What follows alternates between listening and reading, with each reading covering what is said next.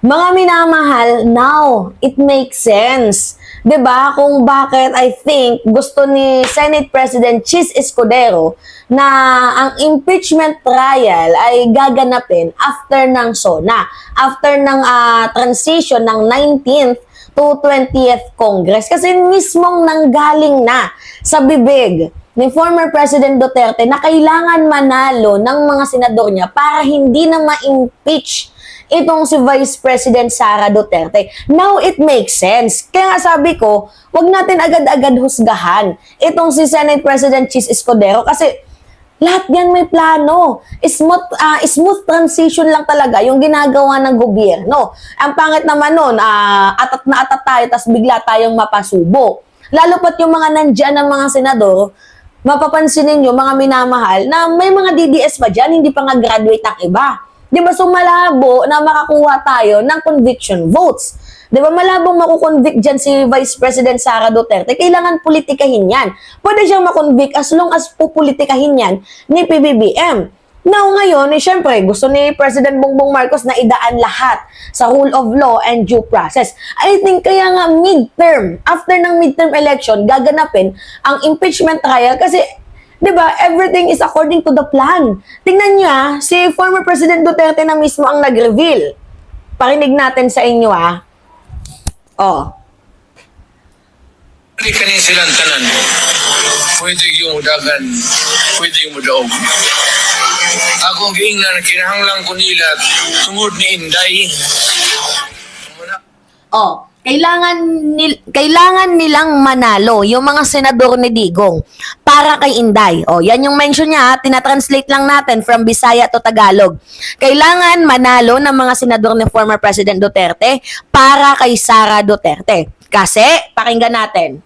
O sila, kung mudaog ni silang tanan, safety na si Inday. Pag manalo silang lahat, safe na itong si Inday.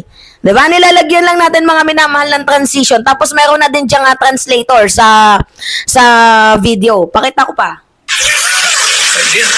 Di na ma-impeach. Sa butuhan pa lang, malamang naman ang Senado. So, ako ang ginahangyo ninyo, butuhin ni sila kay mga tao nin tarong. Kunya, ang akong hangyo nga personal para sa akong anak. Deserve mong regaluhan. Diba? So ngayon, malinaw na nga yung boto ni Bongo, boto ni Bato, yung boto, mga minamahal ni Robby, na talagang i-acquit nila itong si Vice President Sara Duterte. So, personal na humingi itong si former President Duterte, mga minamahal, ng tulong. 'Di ba? Personal siyang humingi ng tulong sa mga taga Cebu na kung po pwede, botohin yung kandidato niya para mailigtas itong si Vice President Sara Duterte sa pagka-impeach. Kaya ito yung dahilan kung bakit kumukuda, mga minamahal, itong si former President Duterte. 'Di ba? Alam niyo, walang magiging silbi sa Senado yung mga senador ni former President Duterte kundi ang maging attack dogs niya.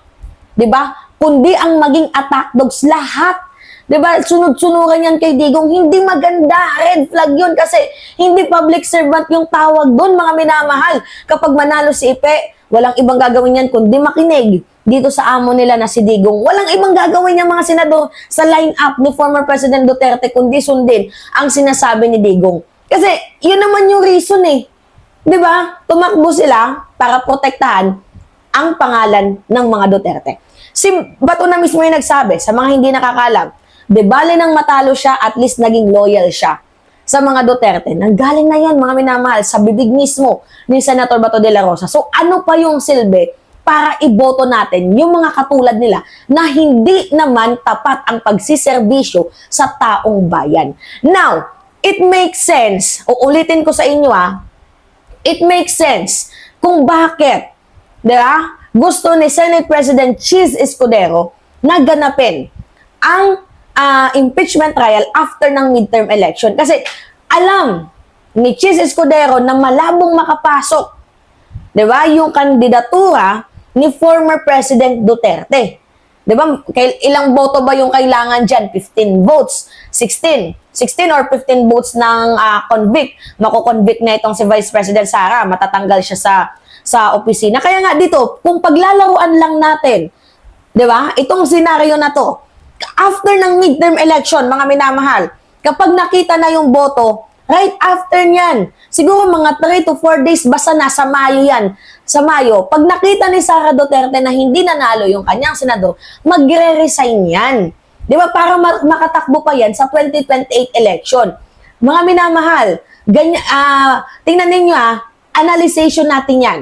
Kapag ang senador ni Vice President Sara Duterte ay nanalo, isa lang ang makikita natin dyan, ipagpapatuloy ni VP Sara Duterte ang trial sa kanya. Kahit maipit pa man siya sa article of impeachment, di ba? Nasa senador pa din ang boto kung i-acquit siya or hindi.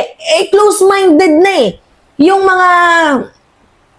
Close-minded na yung mga senador ni former President Duterte, ng mga Duterte. So kahit nandyan na yung facts, mga minamahal, still, ang iboboto talaga nila dyan is acquit kasi close-minded na sila. Yan na yung boto talaga nila. Si Robin Padilla nga, hindi pa nga nakakarating sa kanya yung article of impeachment, mayroon na siyang boto. Diba? Hindi niya pa nga nababasa yung article of impeachment, mayroon na siyang boto. Tama ba yun? Kaya nga sabi ko sa inyo, wala tayong mahihita sa mga senador ni former President Duterte kasi walang ibang gagawin yan kundi ipagtanggol itong pamilya ng mga Duterte. Now, it makes sense talaga kung bakit gusto ni Senate President Chis Escudero na, di ba, bakit niya gusto na i-proceed ang impeachment trial dito sa after ng SONA ni President Bongbong Marcos. Kasi may reason nga. Di ba? Maybe ngayon, nakikita ni Chis Escudero, medyo tagilid. Kasi number games. Ang impeachment, mga minamahal, numero yan. Labanan ng numero. Palakasan din yan. Wala namang pakialam dyan ng iba kung ano tawag dito. Ayan, katulad nila ba ito, wala namang pakialam yan kung ano yung nakalagay sa article of impeachment. Basta nasa panig sila ni former Vice President, Vice President Sara Duterte. May mga boto na yung mga yan. Halata naman, kahit hindi mo na pabasahin ng 7 article of impeachment, yung boto niyan talagang acquitted na. Kaya ngayon, nakikita ni Chis Escudero na, mukhang malabo. Diba? Okay nang magtagal, basta sure ball. Ngayon, kung gaganapin naman yung impeachment after, diba, mga minamahal, ng SONA ni PBBM, smooth transition yon from 19th to 20th Congress. Diba? So, dyan natin malalaman kung pasok ang senador ni Vice President Sara Duterte. And after dyan, makakapag-judge na tayo kung may impeach ba siya or hindi. Kasi klarado na, mga minamahal, yung magiging boto dyan kapag malaman natin na halos 4 lang or 3 lang yung makapasok ng mga DDS dyan. Kasi yung iba dyan, mga minamahal, nasa Bagong Pilipinas Alyansa. Although yung iba hindi mapagkakatiwalaan, pero hindi naman din mawawala sa isipan natin, mga minamahal, na baka maybe, di ba? Baka maybe, yung mga senador ni PBBM, magboboto yan ng yes to impeachment, maliban na lang kay Camille Villar. Yeah? So, yun. Naku po.